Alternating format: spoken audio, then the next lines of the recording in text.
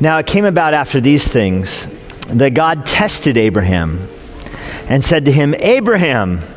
And he said, here I am. He said, take now your son, your only son whom you love, Isaac, and go to the land of Moriah and offer him there as a burnt offering on one of the mountains which I will tell you. So Abraham rose early in the morning and saddled his donkey and took 2 of his young men with him and Isaac his son, and he split wood for the burnt offering and arose and went to the place which God had told him. On the 3rd day, Abraham raised his eyes and saw the place from a distance. Abraham said to his young men, stay here with the donkey, and I and the lad will go over there, and we will worship and return to you. Abraham took the wood of the burnt offering and laid it on Isaac his son, and he took in his hand the fire and the knife. So the 2 of them walked on together. Isaac spoke to Abraham his father and said, my father. And he said, here I am, my son. And he said, behold, the fire and the wood, but where is the lamb for the burnt offering? Abraham said, God will provide for himself the lamb for the burnt offering, my son. So the 2 of them walked on together. Then they came about to the place which God had told him, and Abraham built the altar there and arranged the wood and bound his son Isaac and laid him on the altar on top of the wood. And Abraham stretched out his hand and took the knife to slay his son. But the angel of Yahweh called to him from heaven and said, Abraham, Abraham. And he said, here I am.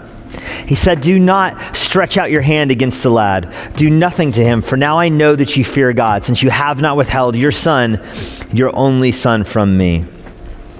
Then Abraham raised his eyes and looked, and behold, behind him a ram caught in the thicket by his horns. And Abraham went and took the ram and offered him up for a burnt offering in the place of his son. Abraham called the name of that place, Yahweh will provide. As it is said to this day, in the mount of Yahweh, it will be provided. You can be seated. Last year, one of the more prominent synagogues in New York City did a fundraiser, and their fundraiser was a mock trial of Abraham. The prosecution accused Abraham, posthumously of course, of reckless child endangerment and attempted murder. The prosecution was led by career prosecutor himself and former state attorney general and then governor of New York, Eliot Spitzer. This case that Spitzer brought to the audience, which was also the jury, 1,500 people bought tickets for this to serve on the jury. The case that Spitzer presented essentially said that Abraham had a track record of child abuse, beginning with his treatment of Lot. Who would let Lot live in Sodom? I mean, come on. Followed by his reckless banishment of Ishmael, his firstborn son, culminating in this reckless event, attempting to sacrifice his second son, Isaac. He pled for the jury to use common sense and say that anybody who attempts to slay their son deserves jail. Well, in Abraham's defense, led by O.J. Simpson defense attorney Alan Dershowitz and Harvard law professor, but I like the order O.J. Simpson defense attorney better first. Dershowitz basically claimed insanity. He entered a plea on Abraham's behalf. Abraham wasn't present at this trial. He entered a plea on Abraham's behalf, not guilty by reason of insanity. He called it the voice of God defense. And he said, if you think that God is talking to you, then you are crazy enough to do anything and you can't possibly be held criminally liable. The last line from his closing argument was a bit of a twist on his line from his closing argument in the O.J. trial. He said, if you think the Bible is legit, then you must acquit. Well, the audience/jury voted and voted to acquit Abraham. However, reporters were stationed outside the synagogue as people were let out, and they did their own kind of informal survey, and they found that most of the jurors voted to acquit Abraham simply because they couldn't stand Eliot Spitzer.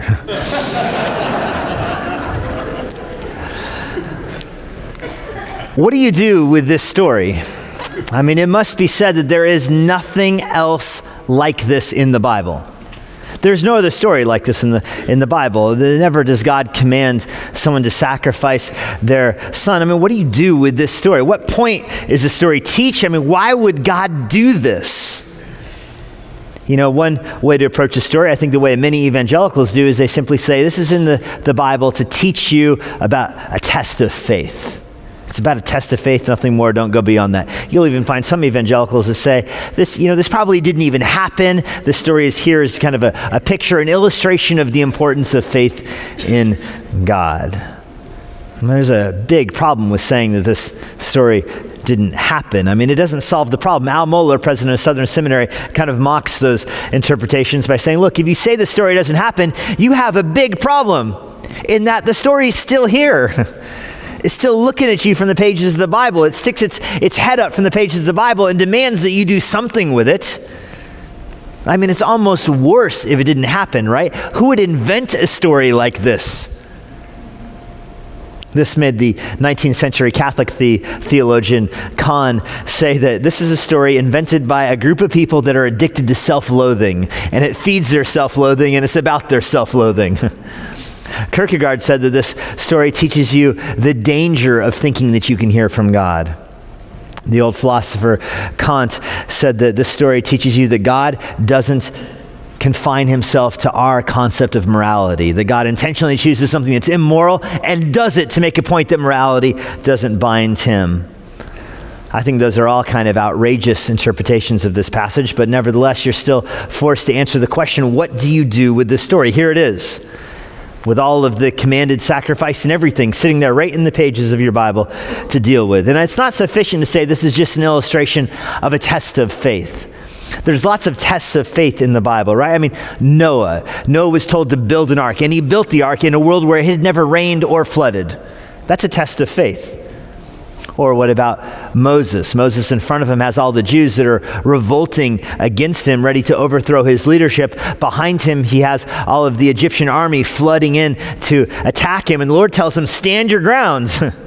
Are you kidding? I'm not standing my ground, but he stands his grounds.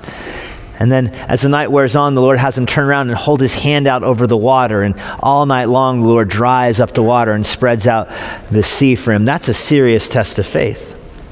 Or Joshua marching around Jericho for 1 day, 2 days, 3 days, 4 days, 5 days, 6 days, 7 days without anything happening. That's a test of faith.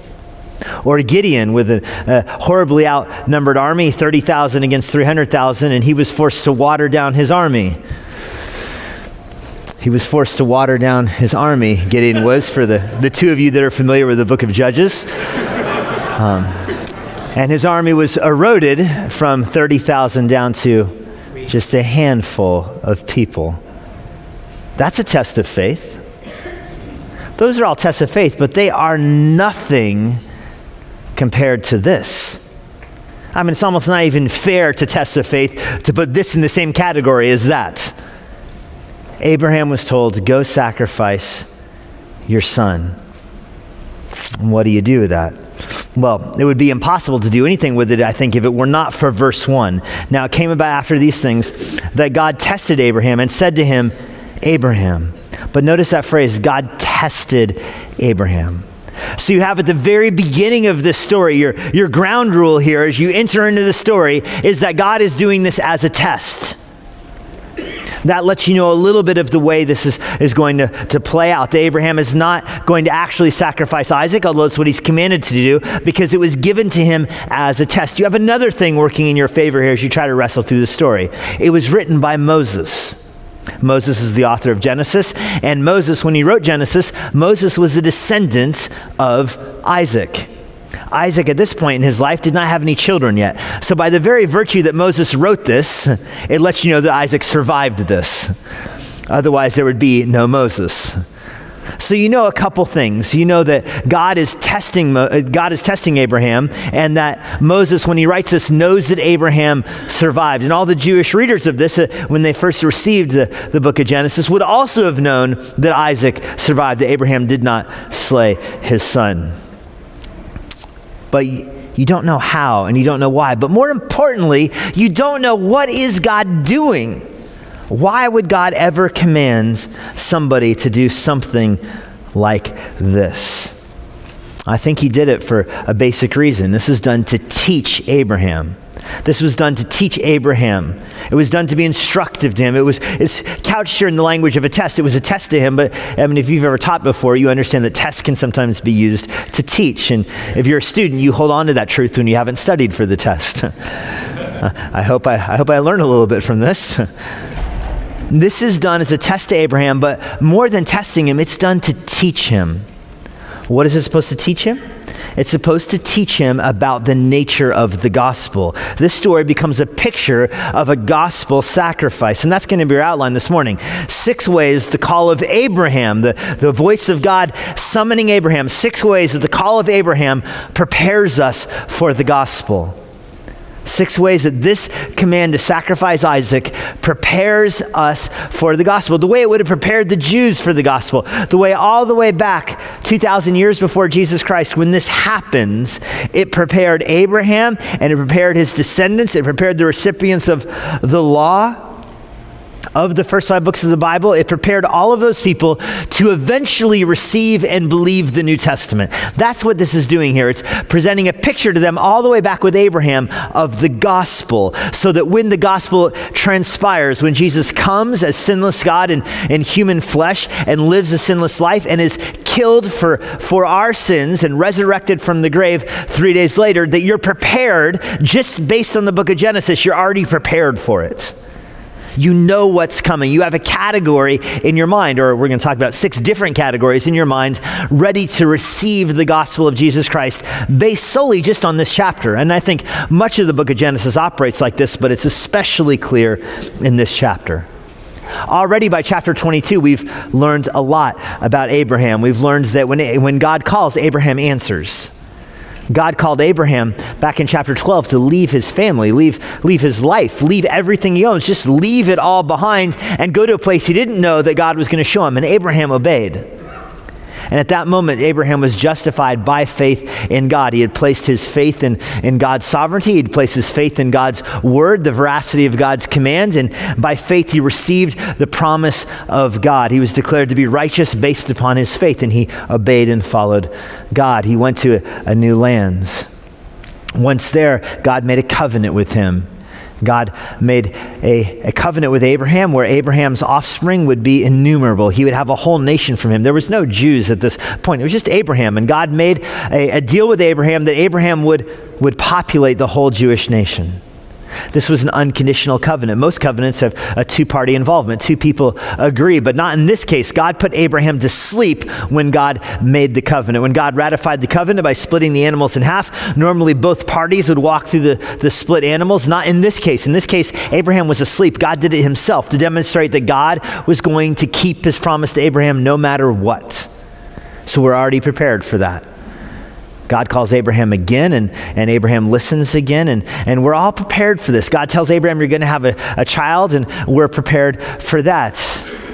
We know that Eliezer of Damascus is Abraham's heir, apparently a slave that Abraham had adopted into his family, but God says it won't be Eliezer. Then we know Abraham had raised Lot. It's not going to be Lot. God sends Lot away. Angels rescue Lot from Sodom, and he goes and lives in the mountains. Abraham never sees him again, so we know it's not Lot. He has a firstborn son, Abraham does, Ishmael, but it's not going to be Ishmael. Ishmael is sent away also. 25 years after the promise to Sarah and Abraham that they would have a child who would receive this covenant, you have Isaac. And so by Genesis 22, we're prepared that Isaac is the recipient of this covenant. He's the recipient of the promise. Abraham is unique in the whole world at this point in his relationship with the Lord. There's other people in the world who believe in God. There's other people in the world who've been justified by their faith in Yahweh. Lot is one. But there's nobody else in the world that has this kind of relationship with the Lord. The Lord speaks to him, and he hears and he answers. He hears accurately and he discerns the Lord's will and he answers. Nobody else has received the Abrahamic covenant from the Lord. Abraham is unique in the whole world with this kind of relationship to the Lord. And so it's to that person that this lesson in what the gospel is really like is given. It's time for God to use the last chapter from Abraham's life to be the most important lesson from his life. What the good news of Jesus Christ will look like. First, God requires a sacrifice. The first way this story prepares us to believe and receive the gospel is it reminds us that God requires a sacrifice. This is God's command. He said, Abraham, and Abraham said, here I am, which is his customary way of answering Yahweh. Verse 2, Yahweh says, take now your son. And notice how the Lord just drives this knife into Abraham's heart. Take your son, your only son, whom you love. I mean, do you really need to say all three of those? Your son, your only son, whom you love, Isaac. And go to the land of Moriah. Moriah just means Yahweh provides. And offer him there as a burnt offering on one of the mountains which I will tell you.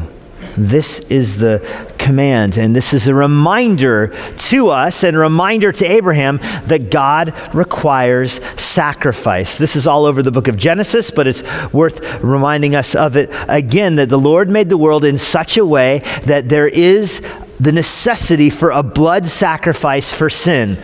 Sin produces death. The wages of sin is death. The soul that sins will die. This is the way God made the universe. If you sin, you deserve death. It starts in the garden. Adam and Eve sin. The day they sin, they die. They eat the fruit, and spiritual death happens to them immediately. This is the nature of sin. This is true even in the New Testament. The soul that sins dies. The wages of sin is death. If you sin even one time, you deserve spiritual death. To say nothing of the eternal death. As you stand before God at the end of your life to give an account for your sin, you'll have no answer. You deserve eternal death. So sin produces physical death, it produces spiritual death, it produces eternal death. It does all those things. But God also made the world such that sin can be forgiven through a sacrifice.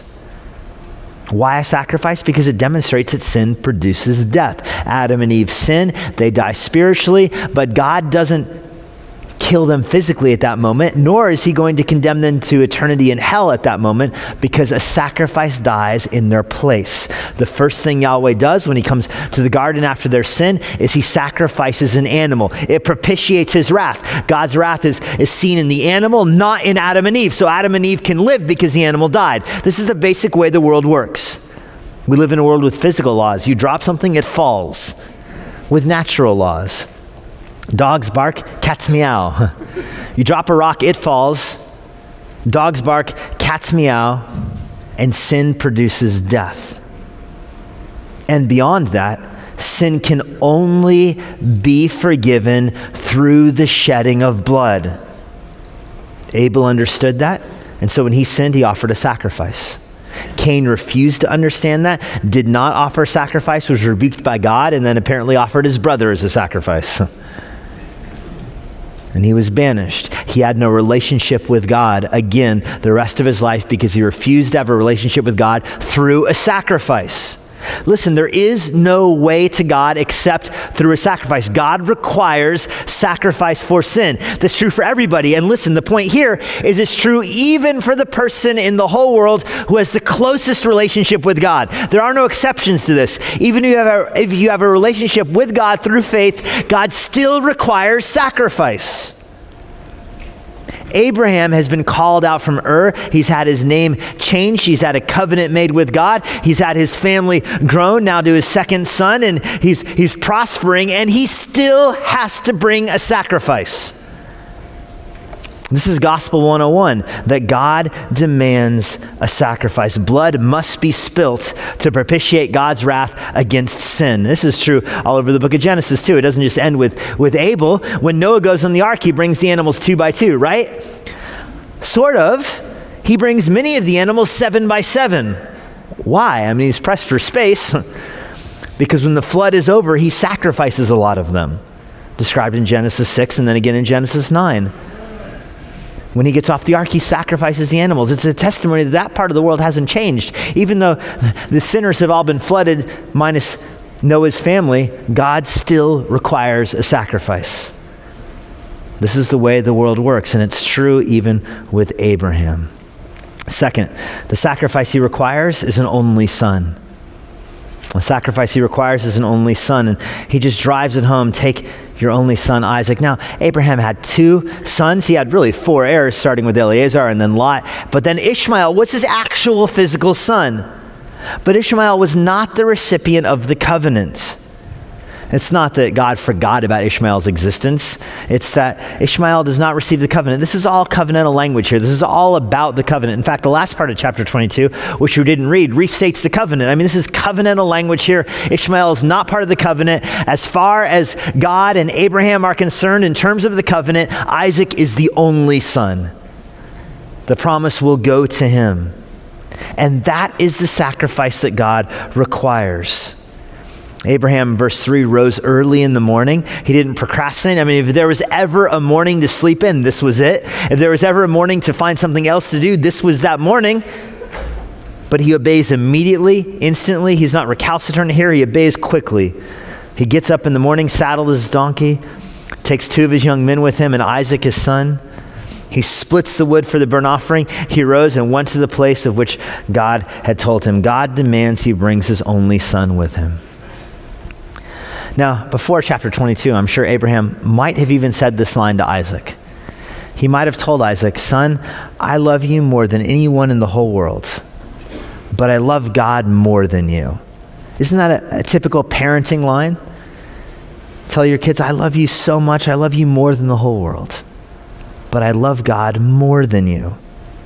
There's nuance in there. This is the nuance that God wants on full display. God wants Abraham to come to terms with the fact that he needs to love Yahweh more than his own son. Here's another way of saying it. He needs to love Yahweh more than Yahweh's covenant even. More than the promise that Isaac would produce a nation. He needs to love God more than that. He needs to love God more than everything in the world. And that's going to be on full display for him. This also prepares us for the gospel. It prepares us for Jesus, saying that you need to love him more than your own family. If you don't love him more than your own family, you're not worthy for the kingdom, Jesus says. You consider the cost. You count the cost before you pick up your cross. You look at if you're willing to follow Jesus with your life, to walk away like Christian and Pilgrim's Progress from those in your family who say, no, don't go, to plug your ears and walk away because you love the eternal city, because you love Jesus Christ more than your own. You're prepared for that right here with this command. It's all the way back in Genesis 22. Thirdly, the sacrifice produces worship. The sacrifice produces worship. Verse 4, on the 3rd day, Abraham raised his eyes and saw the place from the distance. Remember that phrase, raised his eyes. We'll see it again. This is what that would have looked like. This mountain is in Jerusalem. Jerusalem wasn't a city yet at this point in world history, but this mountain was here where God has taken him. Abraham took 3 days to walk there. The distance, Abraham is old. It took a while. Today it would take probably a 30-year-old man, maybe a day and a half or 2 days at the most to do this, but Abraham is older and he spent the first half of the first day splitting the wood. So on the 3rd day he gets there. As you walk around that mountain pass down into that bowl where Jerusalem sits, you see there's a valley and that mountain in the middle goes up, and that's where Jerusalem is. Abraham rounds the corner. He lifts his eyes up to that mountain in the middle of of those plains. He beholds the land from a distance, and he knows this is the place where he will sacrifice his son. Abraham, verse 5, says to his young men, stay here with the donkey, and that's going to be critical. We'll see why in a second. I and the lad will go over there. We will worship and return to you. Notice that this act of sacrifice is producing worship. Abraham's not lying here when he says he's going to go worship. He's not just telling these guys what they want to hear. He's actually going to worship. God demands a sacrifice, and by giving the sacrifice, it's not just your means to worship, it is your worship. Here's a New Testament way of saying it. You cannot worship God except through faith in Jesus Christ. Jesus' sacrifice is your doorway to worship. But the act of looking at the sacrifice of Jesus Christ, it's not just the door to worship, it actually produces worship in your heart. God's sacrifice allows you to worship, and it produces worship at the same time. This is a picture of that with Abraham. The sacrifice is his window into God. It's his doorway of obedience. But more than that, just the act of doing it is an act of worship. It's an act of worship. This is a lesson on how to approach God. You can only approach God through a sacrifice, and when you do, you approach him with worship. Notice also this note of hope in here. He says, we're going to go worship and then we're going to return. We'll be back. How could he say that? Why would he say he's going to be back? Because, doesn't he know that God told him to kill his son? Obviously, he knows that. But he also knows the covenant God made that Isaac is going to produce a nation from him. So he knows two things, and they seem to be contradictory, don't they? That God is going to produce a nation from Isaac, and I'm going to kill Isaac. Those are the two things. They contradict. They can't both be true. But Abraham has come to a point in his relationship with the Lord. He already got over this a while ago when he was, in his 80s and was told he and his wife were going to get pregnant. He's okay believing things that contradict each other when they come to God, because they may contradict each other from our perspective, but they don't from God's perspective, and he just embraces it. So he knows he's going to kill his son, and he knows that his son is going to come back that next day. Just deal with it. Hebrews 11 lets us know what Abraham was thinking. Hebrews 11 says that he considered God able to raise the dead, which he did, of course, figuratively speaking, making Abraham and Isaac a type of the gospel. That's language from Hebrews 11. Well, anyway, Abraham doesn't know how it's going to play out. He just knows that it will play out. And then you see verse 6. Abraham takes the wood of the burnt offering. He lays it on Isaac, his son. His son is going to have to carry it up the mountain. Notice that his son is carrying on his back the means of his own death. This becomes a gruesome picture. His son is lugging up the hill the very wood that will be used to kill him. What an image of Jesus carrying the cross. What an image of you carrying about in your body at this very moment your sin. The wages of sin is death. And Paul says we carry about this body of death with us all day long. When you stand before God and have to give an account for your sin, it's not something outside of you you're accounting for. It's something in you right at this moment. You are Isaac. You have your sin in you right now, and you lug it around with you all the time. And apart from Jesus Christ, it will be the means of your eternal death. Isaac is carrying it up the mountain. Abraham has, in one hand, the fire. So the fire is ready to be prepared. It's already going. He doesn't have to make it when they get there. He has in his other hand the knife. And the two of them walk on together. Isaac loaded down with the wood. Abraham, with his age, ascending up this hill with fire and knife in his hands. Verse 7, Isaac spoke to Abraham, his father, and said, "My father." It's an exclamation. They'd likely been talking these few days. They'd probably been silent now for a while because of the weight of the wood and the strenuousness of this, but now the silence is broken. My father, here I am, my son. And Isaac says, "Behold, I see the fire, I see the wood, but where is the lamb?" You see the wheels turning in Isaac's mind.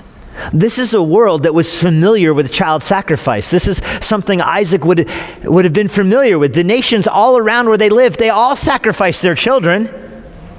This is not irrational for Isaac to think this. He's connecting the dots right here. There's the fire. There's the knife. The donkey is a day away. There's nothing here.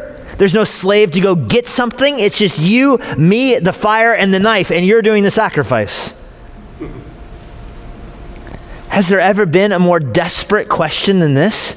Dad, where is the lamb? Where is it? What is going to be offered? And listen, if you're here today apart from Jesus Christ, this is your question. Where is the lamb? You know when you die, you're going to be held into account for your sin. Where is the lamb? What can take away your sin? Where is it? Where is it? There's you, your sin, and a holy God. Where's the lamb? Isaac's desperate question produces this answer from Abraham. Verse 8, God will provide for himself the lamb. This is the fourth point. God will provide the sacrifice. God will provide the sacrifice. God is going to be the one who provides it. Where's the lamb? God will bring it, Abraham says.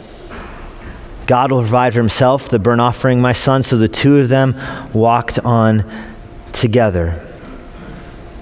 Well, if God's going to provide it for himself, that means this fifth point is logically connected. The sacrifice will be a substitute. The sacrifice will be a substitute. Verse 9, they came to the place which God had told him. Abraham built the altar there, arranged the wood, bound his son Isaac, and laid him on the altar on top of the wood. That's all the details we have. I don't know if Isaac went along willingly at this point, if Isaac gave up, if Abraham overpowered him. No idea. But Isaac is tied up on top of the wood. The fire is there. The knife is up. Abraham, verse 10, stretched out his hand, took the knife to slay his son. But the angel of Yahweh called out to him from heaven and said, Abraham, Abraham. Earlier, he just called one time. Now it's two cries. There's a sense of urgency. It pierces the silence. It pierces this eeriness. It's interrupted. Abraham, right away, I'm here. Here I am. The angel said, don't stretch out your hand against the lad. Do nothing to him, for now I know that you fear God, since you've not withheld your son, your only son, from me. And Abraham raised his eyes, and he's raised his eyes before. We're familiar with that. He raised his eyes to receive the angels earlier in Genesis 18. He raised his eyes in chapter 19 to watch Sodom burn. He raised his eyes earlier to see this mountain. Now he's raising his eyes again. He raises his eyes, and now, instead of burning Sodom, he sees the lamb. A ram, it says, a providentially, prophetically provided lamb. Behold, there was a ram caught in a thicket by its horns. And Abraham went and took the ram and offered him for a burnt offering. This is the key phrase, in the place of his son. The substitute is the sacrifice. The sacrifice is the substitute. God provides the ram so that Isaac won't die. What a picture of Jesus Christ, isn't it? Provided so that we might live. And so Abraham, the response is verse 14, Abraham calls the name of the place, Yahweh will provide. As is said to this day, in the mount of Yahweh it will be provided. Now we're not done with this mountain. Abraham names it right here, but we're going to see it again. 1,000 years after this story, David is going to come across it. And an Israelite has turned it into a granary. And David wants to buy the granary from him to make the Lord's house.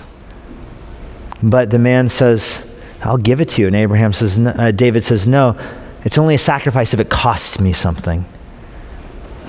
What true words that is. The price is more than David could pay. It would cost David his own son as well. David didn't know that at the time, and he purchased the land, and God didn't even let David build the temple, remember? It wasn't going to be for him. It was later, Solomon built the temple. And it was on that same plot of grounds where 1,000 years after that, 2,000 years after this, 1,000 years after that, where Jesus is going to stand and be condemned by Herod to his own death. The Lord is not done with this mountain. He will indeed provide his sacrifice. He requires an only son. He provides his only son. The Lord never commanded Abraham in this story to do anything that he didn't do himself. He provides his own son. All of the sacrifices that take place through all of the Old Testament they're not the one that God provides. The Passover lambs, they were just an arrow pointing to Jesus Christ. Isaac, just an arrow pointing to Jesus Christ. All the sacrifices in the Old Testament, they were just an arrow pointing forward to the day when God would provide his own sacrifice. Which leads to the sixth point. The sacrifice comes through a covenant. It comes through a covenant. We don't have time to really look at this. Let me summarize it for you. The angel tells Abraham, because of your obedience, Isaac lives. Because Isaac lives, your covenant with God is obvious before you. And there's two parts of the covenant that he repeats. One in verse 17, that Isaac will have offspring and they will become innumerable. From Abraham, the Jewish race will be born and they will fill the earth. And the second part of the covenant, you see in verse 18, in your seed, all the nations of the earth will be blessed because you obeyed my voice. Because Isaac lives, the Jewish nation will be born. Because Isaac lives, Jesus Christ will come from the Jewish nation. This is the covenant. God will provide a sacrifice through Isaac. God will provide a sacrifice through Isaac's son. God will provide a sacrifice through his son. God will provide a sacrifice through David's son. God will provide a sacrifice through Jesus Christ. He will be the seed of Abraham. And Galatians 3:16 makes a big point about this. It doesn't say seeds plural, Paul writes in Galatians 3:16. It says seed singular. It's one person who will come from all the innumerable offspring, more offspring than sand on the seashore.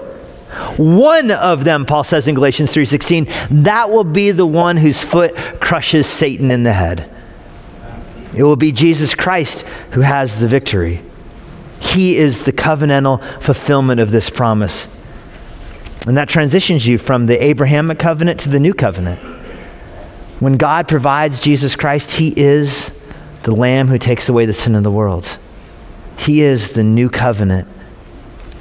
He is the Lamb provided by God. It's through his blood that we have forgiveness of sins. As we prepare our hearts now to receive communion, understand this is the answer to that question. You guys can come in. This is the answer to that question that Isaac asks. Where is the Lamb? The Lamb is here at the Lord's table.